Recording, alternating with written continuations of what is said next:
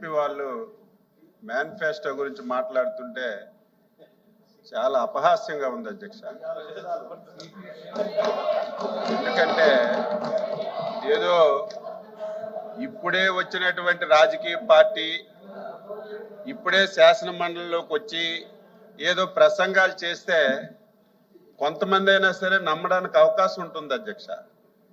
మొన్నటి వరకు ఈ రాష్ట్రానికి పరిపాలించినటువంటి పార్టీ వాళ్ళు కూడా గత ఎన్నికల్లో ఒక మేనిఫెస్టో ఇచ్చి 5 సంవత్సరాలు పూర్తి చేసుకున్నటువంటి పార్టీ ఇచ్చిన మేనిఫెస్టో ఏ విధంగా అమలు చేశారో ప్రజలందరూ కూడా చూసిన తర్వాత మాట తప్పారని చెప్పి తీర్పిచ్చి మాకు అధికారంలోకి తీసుకొచ్చిన విషయం వాళ్ళు గుర్తుపెట్టుకోవాలి ఫస్ట్. అయితే వాళ్ళ మనసుల్లో ఒకటి ఉండేది అధ్యక్ష, చంద్రబాబు నాయుడు గారు, పవన్ కళ్యాణ్ గారు, బీజేపీ ఒక మేనిఫెస్టో ఇచ్చారు. అందులో సూపర్ 6 అని చెప్పి ఒక ప్రధానమైనటువంటి 6 హామీలు ఇచ్చారు. ఈ హామీలన్నీ కూడా నెరవేర్చలేరని చెప్పి ఒక భ్రమలో ఉండేవాళ్ళు. దానికి కారణం కూడా 5 సంవత్సరాలు ఈ రాష్ట్రంలో ఆర్థిక విధ్వంసాన్ని చేశారు అధ్యక్ష. ఎందుకంటే 9.5 లక్షల కోట్ల రూపాయలు ఈ రాష్ట్రాన్ని అప్పులు చేయడం కానీ, చాలా మందికి బిల్స్ ఇవ్వకపోవడం కానీ ఇవన్నీ జరిగాయి. ఇన్ని ఇబ్బందులుంటే ఇచ్చిన హామీలు నెరవేర్చలేదని చెప్పి వాళ్ళు చాలా సంతోషం మనసులో పొందారు. అయితే మేము కూడా అధ్యక్ష మేము కూడా ఎన్నికల్లో సూపర్ 6 హామీలు ఇచ్చాం. అధికారంలో మీరు మాట్లాడనని చెప్పి సైలెంట్గా ఉన్నానమ్మా నేను. మీరు వినండి, మళ్ళీ మీరు సమయం డిసిప్లైన్ ముందు నేర్చుకోండి. అది మీ సభ్యులారు మాట్లాడినప్పుడు మధ్యలో మీరు పాయింట్ ఆఫ్ ఆర్డర్ బట్టి మాట్లాడండి తప్ప మీరు వేరే మెంబర్ గారు మాట్లాడేటప్పుడు అలా రన్నింగ్ కామెంటరీ చేయడం అనేది పద్ధతి కాదు.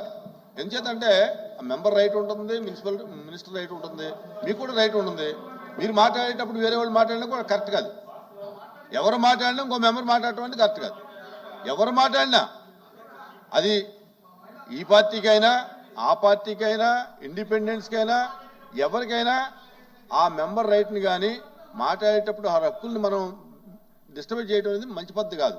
అది మీ పార్టీ కాదు, ఆ పార్టీ కూడా అంతే. ఇండిపెండెన్స్ అయితే హామీలు అమలు చేయకపోవడం ఒక ఎత్తు అయితే, కొన్ని మంచి కార్యక్రమాలు అధ్యక్ష గత ప్రభుత్వంలో చేశారు. తర్వాత వచ్చిన ప్రభుత్వం సొంత జాగీరు కాదు, ప్రజలతో ఎన్నుకోబడిన ప్రభుత్వం. అవి మంచి పథకాలు అయితే దాన్ని కొనసాగించాలి.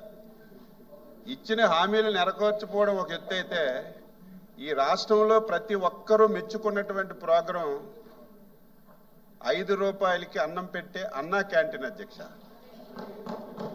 ఇది నేను చాలా మంది లేరు, నేను ఆ రోజు శాసనసభలో ఒక సభ్యుడిగా ఉన్నాను, పెద్దలు బొత్స సత్యబాబు గారు కూడా ఉన్నారు. ముఖ్యమంత్రి గారికి రిక్వెస్ట్ చేశాను, ముఖ్యమంత్రి గారు చాలా మంది 5 రూపాయలు కడుపు నిండా అన్నం తింటున్నారు, ఇది బ్రహ్మాండమైనటువంటి ప్రోగ్రాం, ఇది అన్నా ఎన్టీఆర్ పేరుతో పెట్టాం. ఒకవేళ ఆ పేరు పెట్టడానికి మీకు ఇష్టం లేకపోతే, మీ తాత పేరైనా మీ తండ్రి పేరైనా ఆ రెండూ ఇష్టం లేకపోతే మీ పేరైనా పెట్టుకొని ఆ పథకాన్ని నడిపించండి అని శాసనసభలో వేడుకున్నాం అధ్యక్ష.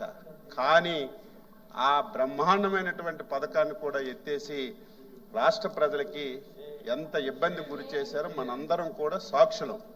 అయితే నేను 6 సార్లు ఎమ్మెల్యే, ఇది 6వసారి, 4 ముఖ్యమంత్రులు చూశాను. కానీ ఇటువంటి పరిస్థితి, ఆర్థిక విధ్వంసం ఎప్పుడూ లేదు. మేము కూడా భయపడ్డాం. ఏంటి, ఎన్నికల్లో హామీలు ఇచ్చాం, అధికారంలోకి వచ్చాం, ఏ శాఖ రివ్యూ చేసినా అప్పులు తప్ప, గత ప్రభుత్వం చేసినటువంటి బాకీలు తప్ప కొత్తగా చేయడానికి ఏమీ లేదు. ఇచ్చిన హామీలు ఏ విధంగా నెరవేరుస్తామని మొదట్లో కొంత ఆందోళన కూడా చెందిన విషయం ఈ సభ ద్వారా రాష్ట్ర ప్రజలకు తెలియజేస్తున్నాను. అయితే అదృష్టం ఏమిటంటే, ఈ రాష్ట్ర ప్రజలు చేసుకున్నటువంటి అదృష్టం ఏమిటంటే, చంద్రబాబు నాయుడు లాంటి వ్యక్తి ఈ రాష్ట్రంలో పుట్టడం, ఈ రాష్ట్రానికి ముఖ్యమంత్రిగా రావడం ఈ రాష్ట్ర ప్రజలు చేసుకున్నటువంటి అదృష్టం అధ్యక్ష. దీనికి తోడు ఆంధ్రప్రదేశ్ ప్రజలు విఘ్నత ప్రదర్శించి 22 మంది పార్లమెంటు సభ్యులకి ఈ రాష్ట్రం నుంచి ఎన్డీఏ నుంచి ఎంపిక చేశారు. ఎప్పుడైతే 22 మంది పార్లమెంటు సభ్యులు రాష్ట్రం నుంచి గెలిచారో ఢిల్లీలో కూడా మన పరపతి పెరిగి మోడీ గారి యొక్క సహాయం ఈ రాష్ట్రానికి అనుకున్న దానికంటే ఎక్కువగా అందడం వల్ల మీరు నేను ప్రజలు ఊహించని విధంగా 1 సంవత్సరంలోనే సూపర్ 6 హామీలు అమలు చేసి ఈ రాష్ట్ర ప్రజలకు మేలు చేశాం అధ్యక్ష. మీలాగా ఎన్నికల్లో ఒక మాట చెప్పడం, ఎన్నికలు అయిపోయిన తర్వాత ఇంకొక విధానం అమలు చేయడం 42 సంవత్సరాల సుదీర్ఘ రాజకీయ ప్రయాణంలో తెలుగుదేశం పార్టీకి కానీ ఇప్పుడున్నటువంటి ఎన్డీఏ పార్టీకి కానీ లేదని చెప్పి తెలియజేస్తున్నారు. మీరే 2000 పెన్షన్ 3000 అన్నారు. ఎప్పుడు చేశారో దాని గురించి మాట్లాడక్కర్లేదు, మా మంత్రి గారు మాట్లాడతారు. ఈరోజు అన్నదాత సుఖీభవ, మిగతా మంత్రులందరూ మిగతా సబ్జెక్టులు చెప్తారు. అన్నదాత సుఖీభవ అధ్యక్ష, ఇది రైతుకి వ్యవసాయం చేసుకోవడానికి పెట్టుబడి సాయం అధ్యక్ష. ఆ ప్రభుత్వం ఆ రోజు మాట ఇచ్చింది ఎన్నికల్లో, మేము అధికారంలోకి వస్తే 12,500 రూపాయలు రైతుకి పెట్టుబడి సాయం కింద ఇస్తామని చెప్పారు. 12,500 ఇచ్చారు. వీళ్ళు ఇస్తామని చెప్పి ఎలక్షన్ మేనిఫెస్టోలో పెట్టి ఎలక్షన్లు అయిన తర్వాత అప్పటికి అధ్యక్ష ఒక్కసారి మీరు గుర్తు చేసుకోండి, మీరు ఈ పథకం మేనిఫెస్టోలో పెట్టేటప్పటికి కేంద్ర ప్రభుత్వంలో 6,000 రూపాయలు ఇచ్చే పథకం లేదు అధ్యక్ష. మీరు అధికారంలోకి వచ్చిన తర్వాత 1 సంవత్సరం అయిన తర్వాత మోడీ గారు 6,000 రూపాయల పథకం పెడితే దానికి ఇది జోడించి 7,500 రూపాయలు మీరిచ్చి 6,000 మోడీ గారు కలిపి 12,500 ఇచ్చామని గొప్ప చెప్పుకున్నారు.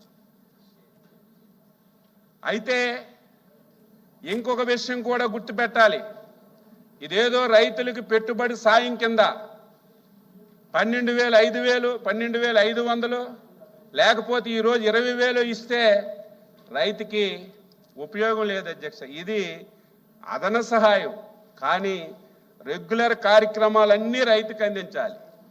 5 సంవత్సరాలు నేను రేపు లేకపోతే ఈవేళ మధ్యాహ్నం అగ్రికల్చర్ డిస్కషన్ వచ్చినప్పుడు అన్నీ చెప్తాను. 5 సంవత్సరాల్లో అదర్ యాక్టివిటీ లేదు. సంవత్సరానికి 12,500 ఇవ్వడం తప్ప ఒక యాంత్రీకరణ కానీ, ఒక భూసార పరిరక్షణ కానీ, ఏవైతే ఇంప్లిమెంట్స్ కానీ, ఏది ఇన్పుట్ కానీ ఏది చేయలేదు. తర్వాత మాట్లాడతాం.